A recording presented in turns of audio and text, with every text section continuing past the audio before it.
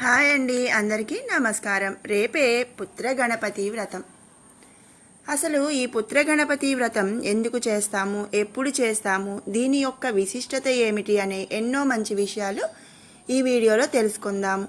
First time మన channel చూస్తున్న వాళ్ళు ఎవరైనా ఉంటే కనుక సబ్స్క్రైబ్ చేసుకోండి. అలాగే పక్కనున్న బెల్ ఐకాన్ క్లిక్ చేయడం అస్సలు మర్చిపోవద్దు. పుత్ర సంతానం కోసం చేసే వ్రతమే ఈ పుత్ర గణపతి వ్రతం. ఇది ఫాల్గుణ మాసంలో వచ్చే శుక్లపక్ష చతుర్దశి నాడు జరుపుకుంటారు. వినాయక చవితి వ్రతంలానే ఈ వ్రతాన్ని కూడా ఆచరించవలసి ఉంటుంది. ఫాల్గుణ మాసంలో వచ్చే శుక్లపక్ష చతుర్దశి నాడు పుత్ర గణపతి వ్రతం జరుపుకుంటారు. మంచి సంతానం కోసం, సంతానం లేని వాళ్ళు సంతానం కలగడం కోసం ఈ వ్రతాన్ని జరుపుకుంటారు అని మన పురాణాలు చెబుతున్నాయి. చతుర్థి నాడు గణపతికి చేసే పూజా కార్యక్రమాల వలన సంతానం కలుగుతుంది అని ఒక నమ్మకం.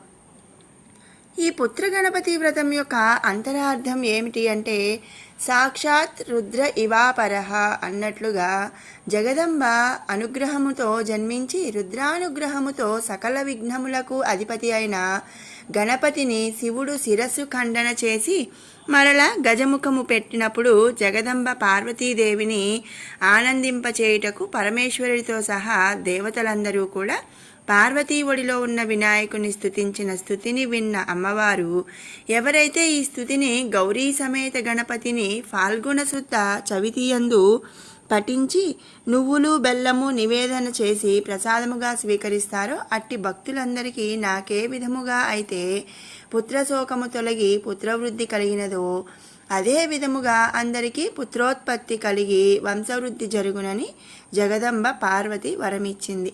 అట్టి జగదంబ సమేత పుత్రగణపతి అనుగ్రహం పొందుటకు ఈ పుత్రగణపతి స్తోత్రం స్వయంగా పరమేశ్వరాదిగా దేవతలందరూ స్తుతించిన స్తుతి.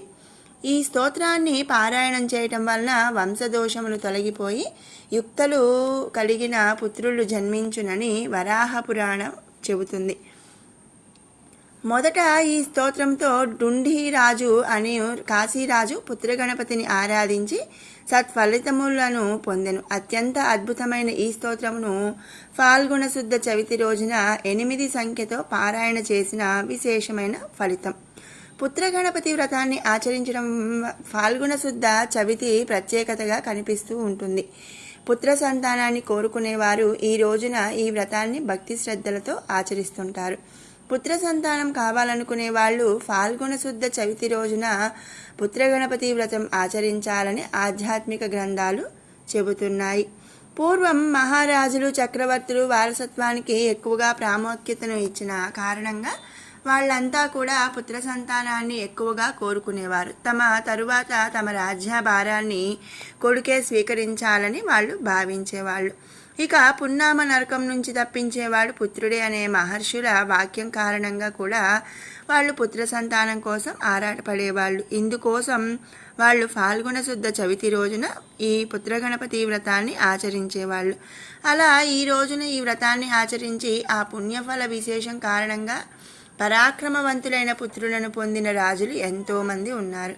ఈ రోజున ఎవరైతే తమకి పుత్ర సంతానం కావాలనే సంకల్పంతో వినాయకుడిని పూజిస్తారో వారి కోరిక తప్పనిసరిగా నెరవేరుతుందని సాక్షాత్తు పరమశివుడే పార్వతీదేవితో చెప్పినట్లుగా ఆధ్యాత్మిక గ్రంథాలు ప్రస్తావిస్తున్నాయి.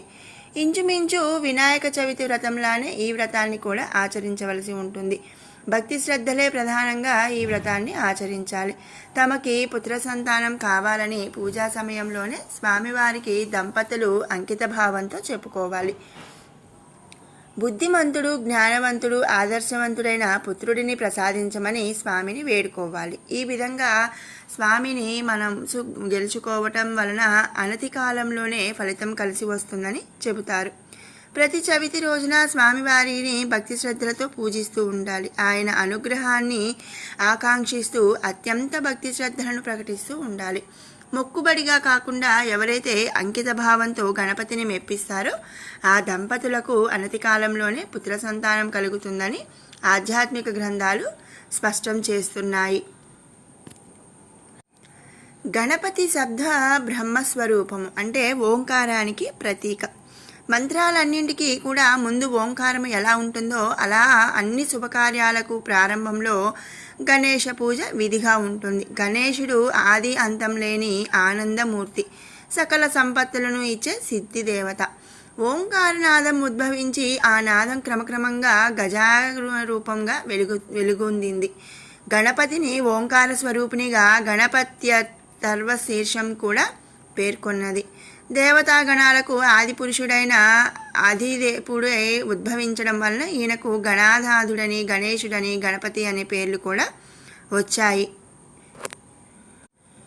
ఇక అత్యంత అద్భుతమైన ఈ పుత్ర గణపతి స్తోత్రాన్ని 8 సంఖ్యతో పారాయణ చేసిన విశేషమైన ఫలితం కలుగుతుంది. ఇప్పుడు శ్రీ పుత్ర గణపతి స్తోత్రాన్ని మనం ఒకసారి పారాయణ చేసుకుందాము. జ్ఞానసుక్తిముమాం దృష్ట్వా యదృష్టం వ్యోమ్ని శంభునా యచ్చోక్తం బ్రహ్మణా పూర్వం శరీరంతు శరీరిణాం యచ్చాపి హసితం తేన దేవేన పరమేష్ఠినా ఏతత్కార్యచతుష్కేన పృథివ్యాం చ చతుర్భ్యపి ప్రదీప్తాస్యో మహాదీప్తః కుమారో భాసయన్ దిశః పరమేష్ఠిగుణైర్యుక్తః సాక్షాత్ రుద్ర ఇవ పరః ఉత్పన్నమాత్రో దేవానాం యోషితః సప్రమోహయన్ కాంత్యా దీప్త్యా తథా మూర్త్యా రూపేణ చ మహాత్మవాన్ తద్దృష్ట్వా పరమం రూపం కుమారస్య మహాత్మనః ఉమానిమీషే నేత్రాభ్యాం తమపశ్యత భామిని. శ్రీ పరమేశ్వరువాచ వినాయకో విఘ్నకరో గజాస్యో గణేశ నామ చ భవస్య పుత్రః ఏతే చ సర్వే తవ యాంతు భృత్యా వినాయకా క్రూరదృశ ప్రచండాః ఉచ్చుష్మదానాది వివృద్ధా దేహ కార్యేషు సిద్ధం ప్రతిపాదయంతః భవాంశ్చ దేవేషు తథా ముఖేషు కార్యేషు చాన్యేషు మహానుభావాత్ అగ్రేషు పూజాం లభతేన్యథా చ వినాశయుష్యన్స్యథ కార్యసిద్ధిం ఇత్యేవముక్త్వా పరమేశ్వరేణ సురైః సమం కాంచన కుంభసంస్థః జలైస్తథా సావభిషిక్తగాత్రోరరాజరాజేంద్రవినాయకానాం దృష్ట్వాభిషిచ్యమానంతు దేవాస్తాం గణనాయకాం తుష్టువుః ప్రయతా సర్వే త్రిశూలాస్త్రస్య సన్నిధౌ. దేవ్యువాచ నమస్తే గజవక్త్రయ నమస్తే గణనాయక వినాయక నమస్తేస్తు నమస్తే చండవిక్రమ నమేస్తుతే విఘ్నకర్తే నమస్తే సర్పమేకహో నమస్తే రుద్రవక్త్రోత్థ ప్రలంబ జఠరాశ్రిత సర్వదేవ నమస్కారాధ విఘ్నం కురు సర్వదా. శ్రీ పార్వత్యువాచ అపుత్రోపి లభేత్ పుత్ర నధనోపి ధనం లభేత్ యం యమిచ్చేత్ మనసా తం లభతి మానవః ఏవం స్తుతస్తదా దేవైర్మహాత్మా గణనాయకః అభిషిక్తస్య రుద్రస్య సోమస్యాపత్యతాం గతః ఏతస్యాం యస్తిలాన్ భుక్త్వా భక్త్యా గణపతిం నృపా ఆరాధయతి తస్యాసు తుష్యతే నాస్తి సంశయః యశ్చైతత్ పఠతే స్తోత్రం యశ్చైతత్ ప్రణుయాత్ సదా న తస్య విఘ్నజాయంత న పాపం సర్వథా నృపా. ఇది శ్రీ పుత్ర గణపతి స్తోత్రం సంపూర్ణం. విన్నారు కదండి, శ్రీ పుత్ర గణపతి వ్రతం ఎప్పుడు జరుపుకుంటారు, ఎందుకు జరుపుకుంటారు, మరి ఆ రోజు చదవవలసిన లేదా వినవలసిన పుత్ర గణపతి స్తోత్రం ఏమిటి అనేది మరొక మంచి వీడియోతో మళ్ళీ కలుసుకుందాం. ఓం నమః శివాయ. ఓం గం గణపతయే నమః.